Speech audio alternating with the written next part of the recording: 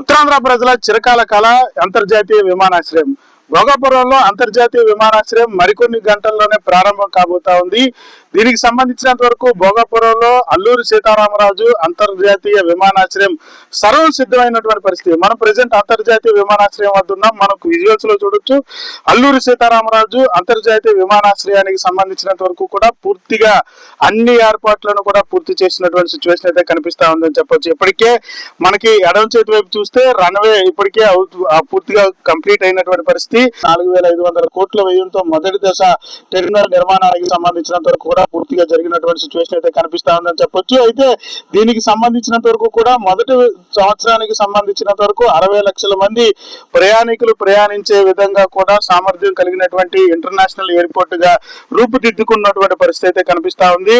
మరొక వైపు ఉత్తరాంధ్ర ముఖ చిత్రం కనిపించే విధంగా కూడాను, అంటే అల్లూరి సీతారామరాజు ఇంటర్నేషనల్ ఎయిర్పోర్ట్ ఏదైతే ఉందో ఎయిర్పోర్ట్ టెర్మినల్స్ అంతా కూడా ఆకాశం నుంచి చూస్తే ఎగిరే పక్షి, అంటే ఎగిరే చేపలా కనిపించేటటువంటి పరిస్థితి కనిపిస్తా ఉందని చెప్పొచ్చు. ఏదైతే కేంద్ర బలగాలు కూడా రంగంలోకి దిగినటువంటి పరిస్థితి. మరికొన్ని గంటల్లోనే ప్రారంభం కాబోతున్నటువంటి ఎయిర్పోర్ట్ కు సంబంధించినంత వరకు కూడా సుమారుగా ఉత్తరాంధ్ర నుంచి దాదాపు 2 నుంచి 3 లక్షల మంది జనాభా తెచ్చే విధంగా కూడాను, ఈ సభకి హాజరయ్యే విధంగా కూడాను చూసుకునే విధంగా ఏర్పాట్లు చేస్తున్నటువంటి పరిస్థితి. పూర్తిగా కూడా సభాస్థలికి సంబంధించినంత వరకు ఏర్పాట్లు కూడా ముమ్మరంగా జరుగుతున్నటువంటి సిచ్యువేషన్ అయితే కనిపిస్తా ఉందని చెప్పొచ్చు. మరీ ముఖ్యంగా ఎయిర్పోర్ట్ కు సంబంధించినంత వరకు కూడాను ఎవరైతే ఎయిర్పోర్ట్ లో దిగేటటువంటి ప్రయాణికులకు సంబంధించినంత వరకు కూడా అక్కడ ఏదైతే చెక్ ఇన్ చెక్అవుట్ కు సంబంధించినంత వరకు కొంత లోపాలు ఉన్నప్పటికీ వాటికి సంబంధించినంత వరకు కూడాను ఏఐ టెక్నాలజీని తీసుకొచ్చినటువంటి పరిస్థితి. దేశంలోనే మొట్టమొదటిసారిగా ఏఐ టెక్నాలజీని తీసుకొచ్చి ఎవరైతే ప్రయాణికులు ఉన్నారో ప్రయాణికులకు సంబంధించినంత వరకు మాన్యువల్ చెకింగ్స్ ని పూర్తిగా ఆపేస్తూ కేవలం ఏఐ తోటి చెకింగ్ తోటి పూర్తిగా కూడా అధునాతన టెక్నాలజీని ఈ అంతర్జాతీయ విమానాశ్రయానికి తీసుకొచ్చినటువంటి సిచ్యువేషన్. మరొక వైపు ఈ విమానాశ్రయానికి సంబంధించినంత వరకు కూడా విశాఖలో ఉన్నటువంటి విమానాశ్రయం నుంచి ఇక్కడికి విశాఖ నుంచి వచ్చేటటువంటి ప్రయాణికులకి ఎటువంటి అసౌకర్యం కలగకుండా ఇప్పటికే విఎంఆర్డీఏ 6 మార్గాల ద్వారా భోగాపురంకు సంబంధించినంత వరకు కూడా అల్లూరి సీతారామరాజు అంతర్జాతీయ విమానాశ్రయంకి వచ్చేందుకు ఇప్పటికే రూట్లను ప్రిపేర్ చేసినటువంటి పరిస్థితి. ఏదైతే గాజువాక మీదుగా వచ్చేటటువంటి వాళ్ళందరూ కూడా గాజువాక, ఎన్ఏడి, సింహాచలం, అదే విధంగా అడివరం జంక్షన్ నుంచి నేరుగా ఏదైతే ఆ సొంటం దగ్గర ఉన్నటువంటి మార్గాలు ఏర్పాటు చేస్తున్నటువంటి సిచ్యువేషన్ అయితే కనిపిస్తా ఉందని చెప్పొచ్చు.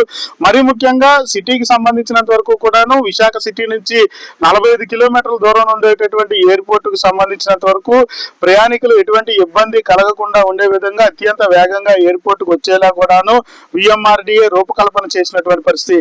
అయితే అన్ని ప్రమాణాలతో అత్యంత అధునాతనమైనటువంటి టెక్నాలజీతో అల్లూరి సీతారామరాజు ఇంటర్నేషనల్ ఎయిర్పోర్ట్ అయితే ప్రజలకి జాతికి అంకితం చేసేందుకు ఇప్పటికే సిద్ధమైనటువంటి సిచ్యువేషన్. అయితే దీనికి సంబంధించినంత వరకు ప్రధానమంత్రి నరేంద్ర మోడీ 1వ తేదీ ప్రారంభం అనంతరం కూడాను 16వ తేదీ వరకు కూడా విశాఖ విమానాశ్రయంలోనే అన్ని కార్యక్రమాలు జరిగితే 17వ తేదీ ఉదయం ఏదైతే 17వ తేదీకి సంబంధించినంత వరకు అర్ధరాత్రి 12 గంటల 16వ తేదీన అర్ధరాత్రి 12 నుంచి కూడాను విశాఖ ఎయిర్పోర్ట్ ని పూర్తిగా కూడాను నేవీ వాళ్ళకి హ్యాండ్ ఓవర్ చేసేటటువంటి పరిస్థితి ఉంటుంది. ఆ తర్వాత 17వ తేదీ నుంచి కూడాను 0 టైం, అంటే 17 స్టార్టింగ్ నుంచి కూడాను ఇక్కడ విమానాశ్రయాన్ని వినియోగించుకునే విధంగా కూడా అనుమతులు వచ్చినటువంటి పరిస్థితి. దీనికి సంబంధించినంత వరకు 17 నుంచి పూర్తిగా కూడా ఈ విమానాశ్రయం అయితే పూర్తిగా ప్రజలకు అందుబాటులోకి వచ్చేటటువంటి పరిస్థితి కనిపిస్తా ఉంది. 1వ తేదీకి సంబంధించిన వరకు ప్రధానమంత్రి నరేంద్ర మోడీ జాతికి అంకితం ఇచ్చేందుకు సభాస్థలితో పాటుగా అన్ని ఏర్పాట్లు కూడా పూర్తి చేసినటువంటి పరిస్థితి. పోలీసులు కూడా ఇప్పటికే 5,000 మంది పోలీసులతో పటిష్టమైనటువంటి బందోబస్తు, దాంతో పాటుగానే వచ్చేటటువంటి ఎవరైతే ప్రేక్షకులు ఉన్నారో ప్రేక్షకులకు సంబంధించి కానీ దాంతో పాటుగా జాతికి అంకితం ఇచ్చేటప్పుడు స్థానికంగా ఇచ్చేటటువంటి భూములు ఇచ్చినటువంటి రైతులకు కూడా ప్రత్యేక గ్యాలరీలు ఏర్పాటు చేసినటువంటి సిచ్యువేషన్ కనిపిస్తుంది. మరీ ముఖ్యంగా స్థానికంగా ఉండేటటువంటి ప్రజలకు ప్రాధాన్యత కల్పించే విధంగా కూడాను ఆ గ్యాలరీలు ఏర్పాటు చేసినట్టుగా తెలుస్తా ఉంది. ఎవరి పర్సన్ నారాయణతో భరత్, వెదర్ టీవీ, అల్లూరి సీతారామరాజు అంతర్జాతీయ విమానాశ్రయం నుంచి.